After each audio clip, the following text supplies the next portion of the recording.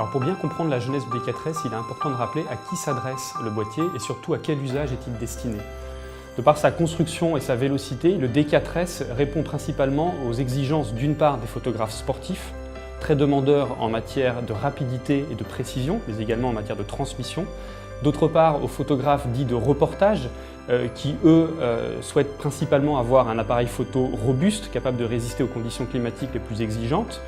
Également aux photographes dits événementiels ou de spectacle qui vont plutôt rechercher de la montée en sensibilité importante. Sans oublier les vidéastes, amateurs ou professionnels, qui vont s'intéresser au D4S pour son capteur plein format, mais également pour sa montée en sensibilité exceptionnelle. Depuis 2 ans que j'utilise D4 en photographie de mariage, j'ai vraiment découvert un boîtier sur lequel on peut se reposer. On a vraiment du mal à atteindre ses limites. Que ce soit en sensibilité ISO, que ce soit avec son autofocus. Il accroche toujours, même en basse lumière. On a vraiment une sensation de confort et de tranquillité. C'est-à-dire qu'on peut vraiment se concentrer sur ce qui est important en reportage. Une composition, une lumière, on va aller chercher ce qu'il faut et on sait que le boîtier derrière va faire le maximum, quoi, et on a juste à se concentrer sur les images qu'on a envie de faire. En matière de sensibilité, il faut rappeler que la gestion du bruit numérique est directement liée au couple capteur-processeur. Or, c'est justement ces deux éléments qui ont été remplacés sur le D4S. Même si l'on reste sur un capteur CMOS plein format de 16,2 millions de pixels, il bénéficie d'un tout nouveau développement d'une part. D'autre part, en ce qui concerne le processeur, lui aussi a été remplacé puisqu'on passe de l'Expeed 3 à l'Expeed 4 avec un gain à la clé de l'ordre de 30% en matière de traitement de données. Le bénéfice immédiat de ce nouveau couple capteur-processeur, c'est bien évidemment une meilleure montée en sensibilité, une dynamique de capteur plus importante et puis enfin une rapidité de traitement supérieure. Je me souviens de ce moment et de ce feu d'artifice qui était magnifique, et puis il y avait ces mariés qui étaient posés là. Je regardais, j'essayais de trouver une image vraiment sympa et je les voyais à chaque fois qu'un feu d'artifice claquait, je voyais vraiment je les voyais éclairés. Je voyais ce clair-obscur en fait sur eux et je voulais vraiment saisir ça. Quand le feu d'artifice est terminé, j'ai regardé mes images, j'avais cette image en tête, donc je voulais voir si j'avais réussi à la faire. Et puis voilà, j'ai vu que cette image avait été faite, je savais qu'il y avait un truc fort qui s'était passé et que j'avais réussi à l'avoir. Ici, voilà, j'avais choisi une sensibilité assez élevée, qui m'a vraiment permis d'être relax sur cette image, de me concentrer sur le cadre. Le D4S ne se contente pas de faire mieux que son prédécesseur, il double tout simplement ses capacités. Concrètement, en matière de montée en sensibilité, il va être capable de travailler en standard jusqu'à 25 600 ISO, voire en mode étendu jusqu'à 409 600 ISO. Alors concrètement, dans les faits, quand vous aviez l'habitude de travailler par exemple jusqu'à 6400 ISO, en fonction de vos exigences personnelles, vous allez être capable de travailler maintenant pour la même qualité d'image jusqu'à 12 800 ISO. Autre aspect majeur sur lequel le D4S repousse les limites du D4, c'est la cadence de prise de vue. Le gain provient principalement de l'Expeed 4 qui nous permet d'atteindre une cadence de 11 vues par seconde avec autofocus, et ce sur une rafale de 200 images. Nous, en tant que photographes sportifs, lorsqu'on rentre sur le terrain, nous sommes confrontés à 2 problématiques majeures. D'abord, nous ne connaissons jamais à l'avance les conditions de lumière. Ensuite, un sportif est constamment en déplacement. Notre job consiste à capturer ce mouvement, à figer cette action et à rapporter une émotion. Certaines images sont complexes à réaliser. Je dois pouvoir me reposer sur un boîtier dans lequel j'ai entièrement confiance. L'autofocus du Nikon D4 m'a permis d'obtenir dans de nombreuses situations des photos d'une netteté exceptionnelle. Une cadence élevée ne sert à rien sans un autofocus performant, d'où la nécessité de constamment évoluer sur ce point-là. Alors c'est sûr, le D4 avait déjà une très belle réputation en matière d'autofocus.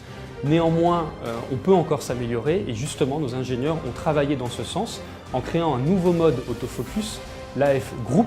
Ce nouveau mode groupe est donc composé de 5 collimateurs qui fonctionnent en symbiose de manière autonome et qui vient ainsi renforcer l'AF zone dynamique déjà existant sur le D4, très utilisé notamment en cadence élevée. Le D4S est bien évidemment très attendu par la sphère audiovisuelle pour ses aptitudes en mode vidéo.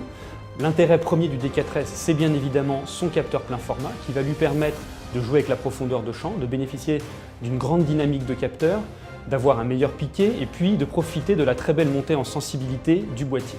En plus d'offrir une sortie HDMI non compressée, le D4S sera capable d'enregistrer des séquences vidéo en Full HD 1080p jusqu'à 60 images secondes.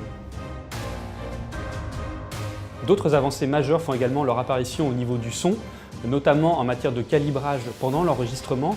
Et puis vous aurez également la possibilité d'ajuster la fréquence du son de manière par exemple à pouvoir isoler la voix humaine pendant l'enregistrement. Le D4S réussit également à repousser les limites du D4 en matière de transmission. Alors à l'heure actuelle, il faut savoir qu'il y a deux solutions qui existent. D'une part, sans fil avec le WT5, qui permet de transférer des fichiers, qui permet également de prendre le contrôle de l'appareil photo, voire de piloter en simultané 10 boîtiers. Autre solution, celle-ci filaire, qui existe, c'est via l'USB ou via la connexion Ethernet classique si la distance est trop longue. Et c'est justement sur ce dernier point que le D4S se démarque pour répondre justement aux nouvelles exigences des photographes professionnels.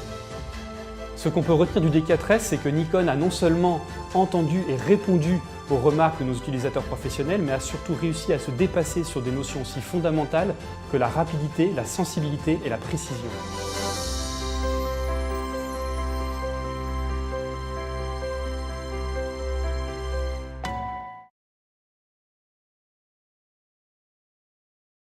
En photographie de mariage, j'ai vraiment découvert un boîtier sur lequel on peut se reposer. On a vraiment du mal à atteindre ses limites, que ce soit en sensibilité ISO, que ce soit avec son autofocus. Il accroche toujours, même en basse lumière.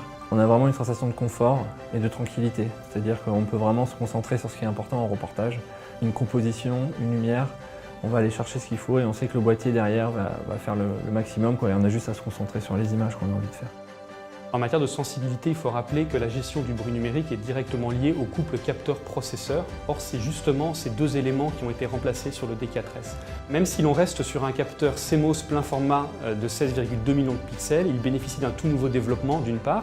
D'autre part, en ce qui concerne le processeur, lui aussi a été remplacé puisqu'on passe de l'Xpeed 3 à l'Xpeed 4 avec un gain à la clé de l'ordre de 30% en matière de traitement de données.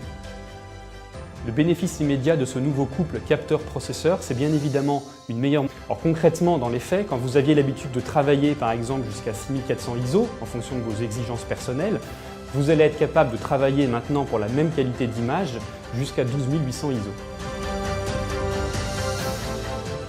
Autre aspect majeur sur lequel le D4S repousse les limites du D4, c'est la cadence de prise de vue. Le gain provient principalement de l'Xpeed 4 qui nous permet d'atteindre une cadence de 11 vues par seconde avec autofocus, et ce sur une rafale de 200 images. Nous, en tant que photographes sportifs, lorsqu'on rentre sur le terrain, nous sommes confrontés à deux problématiques majeures. D'abord, nous ne connaissons jamais à l'avance les conditions de lumière. Ensuite, un sportif est constamment en déplacement. Notre job consiste à capturer ce mouvement, à figer cette action et à rapporter une émotion. Certaines images sont complexes à réaliser. Je dois pouvoir me reposer sur un boîtier dans lequel j'ai entièrement confiance. L'autofocus du Nikon D4 m'a permis d'obtenir dans de nombreuses situations des photos d'une netteté.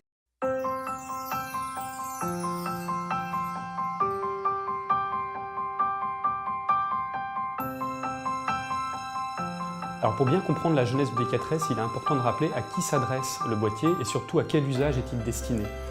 De par sa construction et sa vélocité, le D4S répond principalement aux exigences d'une part des photographes sportifs, très demandeurs en matière de rapidité et de précision, mais également en matière de transmission. D'autre part, aux photographes dits de reportage, qui eux souhaitent principalement avoir un appareil photo robuste, capable de résister aux conditions climatiques les plus exigeantes. Également aux photographes dits événementiels ou de spectacle qui vont plutôt rechercher de la montée en sensibilité importante. Sans oublier les vidéastes, amateurs ou professionnels, qui vont s'intéresser au D4S pour son capteur plein format, mais également pour sa montée en sensibilité exceptionnelle. Depuis 2 ans que j'utilise des montée en sensibilité, une dynamique de capteur plus importante, et puis enfin une rapidité de traitement supérieure. Je me souviens de ce moment et de ce feu d'artifice qui était magnifique, et puis il y avait ces mariés qui étaient posés là. Je regardais, j'essayais de trouver une image vraiment sympa, et je les voyais à chaque fois qu'un feu d'artifice claquait, je voyais vraiment je les voyais éclairés. Je voyais ce clair-obscur en fait sur eux, et je voulais vraiment saisir ça. Quand le feu d'artifice est terminé, j'ai regardé mes images, j'avais cette image en tête, donc je voulais voir si j'avais réussi à la faire. Et puis voilà, j'ai vu que cette image avait été faite, je savais qu'il y avait un truc fort qui s'était passé et que j'avais réussi à l'avoir. Ici, voilà, j'avais choisi une sensibilité assez élevée, qui m'a vraiment permis d'être relax sur cette image, de me concentrer sur le cadre. Le D4S ne se contente pas de faire mieux que son prédécesseur, il double tout simplement ses capacités. Concrètement, en matière de montée en sensibilité, il va être capable de travailler en standard jusqu'à 25 600 ISO, voire en mode étendu jusqu'à 409 600 ISO. C'était exceptionnel. Une cadence élevée ne sert à rien sans un autofocus performant, d'où la nécessité de constamment évoluer sur ce point-là. Alors c'est sûr, le D4 avait déjà une très belle réputation en matière d'autofocus, néanmoins on peut encore s'améliorer et justement nos ingénieurs ont travaillé dans ce sens en créant un nouveau mode autofocus, l'AF Group. Ce nouveau mode groupe est donc composé de 5 collimateurs qui fonctionnent en symbiose de manière autonome et qui vient ainsi renforcer l'AF zone dynamique déjà existant sur le D4, très utilisé notamment en cadence élevée. Le D4S est bien évidemment très attendu par la sphère audiovisuelle pour ses aptitudes en mode vidéo.